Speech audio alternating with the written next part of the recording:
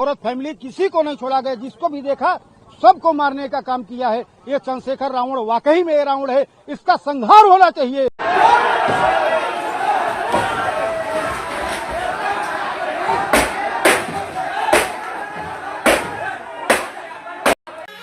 प्रयागराज में रावण की भीम आर्मी ने पत्थरबाजी करने के साथ साथ कई गाड़ियां भी तोड़ी। स्थानीय लोगों के अनुसार पुलिस कर्मियों व दुकानदारों के साथ साथ एक महिला को भी बेरहमी से पीटा गया।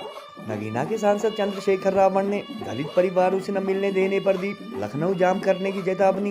भीम आर्मी कार्यकर्ताओं के आगे भागती नजर आई। बड़े बड़े इनामी बदमाशों को ठिकाने लगा चुकी सीएम योगी की पुलिस। दलितों के उग्र प्रदर्शनों के दम पर ही कई इलेक्शन हारने के बाद सांसद बनने में कामयाब हुए रावण। इसोटा गांव में गत अप्रैल माह में जलकर हुए एक दलित शख्स की मौत को हत्या बता रही है भीम आर्मी। डीएसपी विवेक यादव के अनुसार संपत्ति को नुकसान पहुंचाने वाले भीम आर्मी कार्यकर्ताओं से की जाएगी वसूली। उत्तर प्रदेश की धार्मिक व ऐतिहासिक नगरी प्रयागराज में चंद्रशेखर रावण की भीम आर्मी के कार्यकर्ताओं ने रविवार शाम न केवल पुलिस पर पथराव किया, बल्कि प्रदेशदर्शियों के अनुसार पुलिस के साथ साथ कुछ दुकानदारों व एक महिला को भी बेरहमी से पीटा गया। इस दौरान भीम आर्मी कार्यकर्ताओं ने पुलिस की 2 गाड़ियों के अलावा 15 के करीब अन्य वाहनों में भी तोड़फोड़ की और कई बड़े बड़े बदमाश ठिकाने लगा चुकी। सीएम योगी की पुलिस के कुछ जवान पत्थरबाजी के दौरान भागते भी नजर आए। मीडिया रिपोर्ट्स के अनुसार दरअसल रावण प्रयागराज के करछना थाने के इसोटा गांव में एक दलित परिवार से मिलना चाहते थे और पिछले 13 अप्रैल को हुई इस परिवार के एक सदस्य की मौत को भीम आर्मी हत्या बताकर प्रशासन अथवा सरकार से मुआवजे की मांग कर रही है। बताया जा रहा है कि पुलिस को इसोटा गांव में लॉ एंड ऑर्डर सिचुएशन खराब होने अथवा दंगा फसाद का अंदेशा हो गया था, जिसके चलते नगीना के सांसद को प्रयागराज में ही रोका गया और पीड़ित परिवार को यहीं आकर मिलने को पुलिस ने उनसे कहा। इसके बाद से रावण समर्थकों अथवा भीम आर्मी के स्थानीय लोगों द्वारा गुंडे कहे जा रहे कार्यकर्ताओं ने पत्थरबाजी व गाड़ियों में तोड़फोड़ की। मीडिया से बातचीत में नगीना के सांसद ने कहा कि दरअसल पुलिस ने उन्हें करछना व कौशाम्बी इलाके के पीड़ित परिवारों से मिलने से रोका है और यदि वह जबरन मोटरसाइकिल पर निकलने की कोशिश करते हैं तो पुलिस उनका कुछ नहीं कर पाएगी। चंद्रशेखर रावण ने पुलिस द्वारा उन्हें रोके जाने की सूरत में प्रयागराज व इलाहाबाद के इस बवाल के बाद अब लखनऊ को जाम करने की भी चेतावनी दी। सियासी जानकारों के अनुसार कई इलेक्शन हारने के बाद दलितों के इसी तरह के उग्र प्रदर्शनों के दम पर ही रावण संसद तक पहुंचे हैं। हालांकि नगीना के सांसद बनने के बाद वह अपने नाम के आगे रावण लगाना लगभग छोड़ चुके हैं। रविवार शाम की इस घटना को कुछ स्थानीय लोगों ने हैवानियत करार देते हुए योगी सरकार से रावण के खिलाफ अन्य बड़े अपराधियों की तरह सख्त एक्शन लेने की मांग भी की है। अचानक हजारों की संख्या में भीम आर्मी के लोग चंद्रशेखर रावण है, जो चंद्रशेखर रावण वाकई में वो रावण है।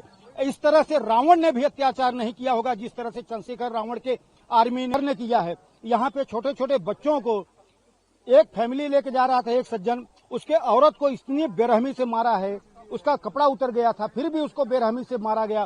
पुलिस प्रशासन को भी बहुत बेरहमी से मारा गया। यहाँ सैकड़ों गाड़ियां फूंक दी गई हैं।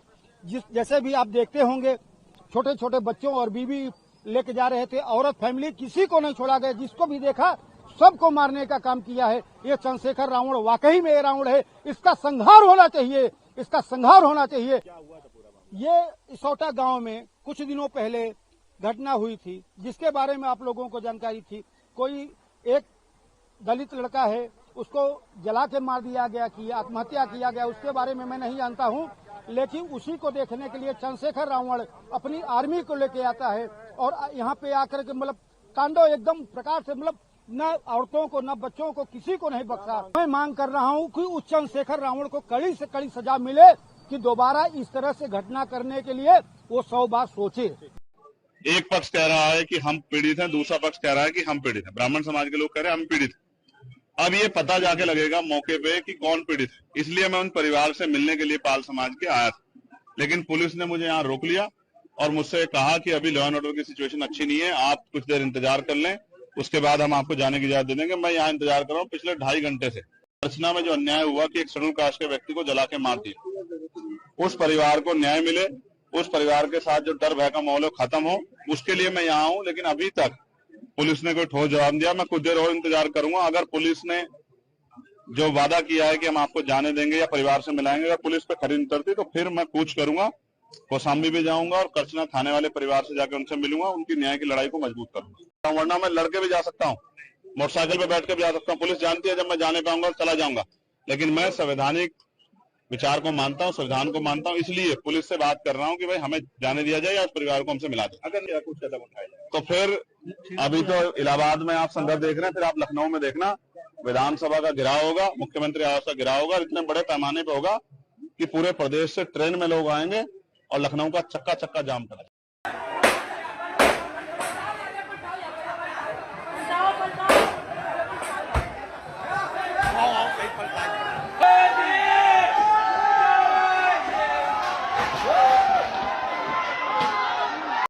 शाम के करीब जो है 4:30 बजे के आसपास यहाँ पे जो चंद्रशेखर आज़ाद के आगमन के अनुक्रम में कुछ लोग जो इकट्ठा हुए थे, उनमें से कुछ उपद्रवी तत्वों द्वारा जो यहाँ पे मौके पे जो उपस्थित पुलिस बल था उनके ऊपर पथराव और कुछ गाड़ियों में तोड़फोड़ की घटना कारित की गई।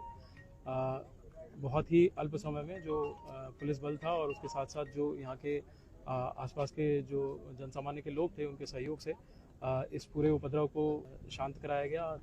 उपद्रवकारियों को तत्काल यहाँ से तितर बितर कर दिया गया।